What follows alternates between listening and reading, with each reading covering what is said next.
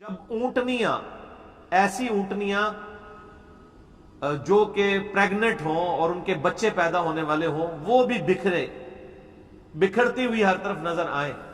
عرب کے لوگ اصل میں جو یہ اونٹنیاں تھی نا، جو پریگننٹ اونٹنیاں تھی، جس طرح آج کل ہمارے سب کانٹیننٹ کے معاشرے میں جب بھینس کا بچہ ہونے والا ہوتا ہے تو بڑی اس کو پروٹوکول سے، بڑی حفاظت سے اس کو رکھا جاتا ہے، کیونکہ آمدہ جتنی روزی ہے اسی سے وابستہ ہوتی ہے.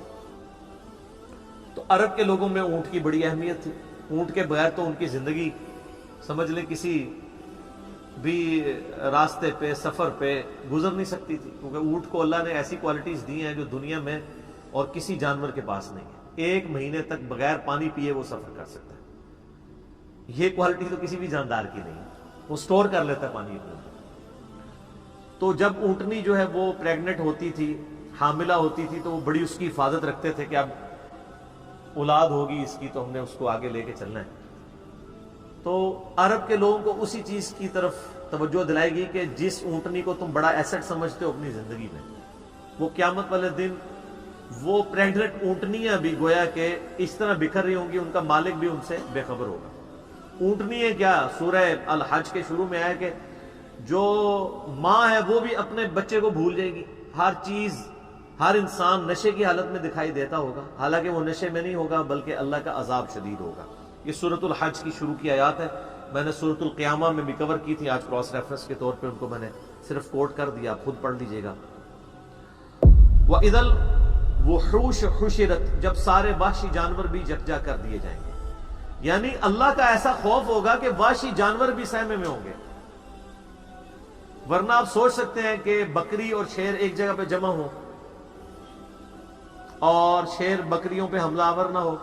یہ دوسرے وحشی جانور بھی آپ کو دیکھیں کہ آپس میں لڑتے ہیں. شیر اور چیتوں کی لڑائی ہو جاتی ہے، مگرمچھ اور شیروں کی لڑائی ہو جاتی ہے. یہ سارے لڑنے والے جنگلی جانور بھی قیامت والے دن ایک جگہ جمع ہوں گے، لیکن لڑ رہے نہیں ہوں گے. وہ ایسا خوف کی کیفیت ہوگی کہ وہ بھی ڈر کے مارے سہمے میں کھڑے ہوں. انسانوں کی بھی کیا حالت ہونی ہے. تو وہ وحشی جانور بھی، کیونکہ قیامت دن ان کو بھی زندہ کیا جائے گا. صحیح مسلم میں حدیث ہے کہ قیامت والے دن اللہ تعالیٰ ایک سینگ والی بکری اور ایک بغیر سینگ والی بکری، جس نے دنیا میں آپس میں لڑائی کی اور سینگ والی بکری نے بغیر سینگ والی بکری کو سینگ مارا، تو اللہ تعالیٰ قیامت والے دن، صحیح مسلم کی حدیث ہے، دونوں کو زندہ کرے گا اور بغیر سینگ والی بکری کو سینگ دیے جائیں گے اور سینگ والی کے سینگ چھین لیے جائیں گے کہ آج تم اپنا بدلہ اتارو. بدلے کا دن ہے جی، وہ مالک یوم الدین، قیامت کا دن بدلے کا دن. دنیا میں کسی بڑے سے بڑے بدماش کی بدماشی چل سکتی ہے، لیکن آخرت میں لمن الملک اليوم، آج کے دن کس کی بادشاہت ہے؟ للہ الواحد القہار، اس اکیلے اللہ کی جو سب پہ چھایا ہوا ہے. آپ دیکھیں یہ سورۃ المومن کی آیت ہے. اللہ نے قیامت کے دن اپنا نام ہی القہار رکھا ہوا، سب پہ چھایا ہوا. تو اللہ تعالیٰ فرماتا ہے اس دن وحشی جانور بھی سہمے میں کھڑے ہوں گے ایک جگہ. وَإِذَا الْبِحَارُ سُجِّرَتْ، جب سمندر بھڑکا دیے جائیں گے. وَإِذَا دَكَّتِ الْأَرْضُ دَكًّا دَكًّا، آگے جا کے آئے گا نا، زمین کو کوٹ کوٹ کے برابر کر دیا جائے، یہ زمین کو فلیٹ کر دیا جائے، سارے پہاڑ، اونچی نیچی چیزیں سب ختم کر دی جائیں. تو ظاہر ہے اس کا اینڈ رزلٹ یہی نکلنا ہے کہ زمین کے اندر جو لاوا ہے وہ باہر آ جائے گا یا ایٹ لیسٹ اوپر آ جائے گا. تو یہ جو سمندر ہیں، آپ کو پتا ہے سمندروں کے نیچے بھی آتش فشاں ہیں. بعض اوقات سمندروں کے اندر آتش فشاں پھٹتے ہیں تو ایک نئے نئے جزیرے بھی نمودار ہو جاتے ہیں. اکثر ٹی وی پہ خبر بھی آتی ہے کہ فلاں سمندر میں، پیسیفک اوشن میں یا اٹلانٹک کے اندر ایک نیا جزیرہ نمودار ہوا ہے. وہ جزیرہ کیسے اوپر آتا ہے؟ نیچے وہ آتش فشاں جو ہے وہ اگلتا رہتا ہے، لاوا، وہ سمندر کے پانی میں ٹھنڈا ہوتا رہتا ہے، وہ لاوا جمع ہو کے پورے کا پورا ایک نیا آئی لینڈ بن جاتا ہے. اور وہ آتش فشاں اتنے طاقتور ہیں کہ ان کی وجہ سے بعض اوقات جب پانی کے اندر ابال پیدا ہوتا ہے، جیسا کہ آپ کسی پانی کے برتن میں کوئی پتھر پھینکیں تو اس میں سے لہریں جنریٹ ہوتی ہیں نا، تو اسی طریقے سے سمندر کے اندر جب آتش فشاں پھٹتے ہیں نا تو اس کے جو بڑا بڑا لاوا نکلتا ہے وہ بڑے بڑے پتھروں کی فارم میں بن جاتا ہے.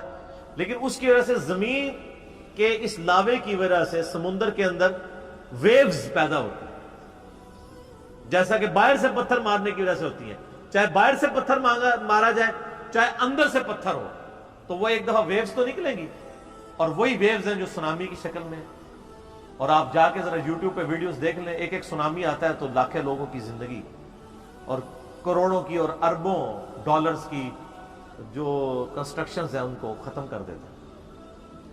تو قیامت والے دن بھی یہی ہونا ہے کہ وہ لاوا جب اگلا جائے گا تو یہ جو بڑے بڑے سمندر ہیں یہ سمجھیں کہ دیگیں بن جائیں گی، جیسے دیگ آپ آگ کے اوپر چڑھا دیں. اب یہ سارے سمندروں کے نیچے جب یہ آگ سلگ رہی ہوگی تو وہ نقشہ ہوا اذا البحار سجرت، جب سمندر بھڑکا دیے جائیں گے. ظاہر سمندر کے اندر آگ لگ جائے گی، کیسے؟ سمندروں کے نیچے وہ آتش فشاں کی دیگیں ہوں گی تو یہ سمندر کے پانی بھی گرمائش کی وجہ سے ابل رہے ہوں گے. اللہم اجرنا من النار. سر انسان کی جائے پناہ کیا ہوگی؟ تو خوش نصیب تو وہ لوگ ہیں جن کو اللہ کے عرش کا سایہ نصیب ہوگا. بخاری و مسلم میں حدیث ہے کہ قیامت والے دن اللہ کے سائے کے سوا، یعنی اس کے عرش کے سائے کے سوا اور کوئی سایہ نہیں ہوگا، اور 7 طرح کے لوگ اس کے عرش کے سائے کے نیچے ہوں گے. ان میں سے ایک شخص وہ ہے جس نے جوانی میں توبہ کر دی. در جوانی توبہ کردن شیوہ پیغمبری، یہ پیغمبروں کا طریقہ ہے جوانی میں توبہ کرنا. بوڑھا ہو کے تو شیر بھی شکار کرنا چھوڑ دیتا.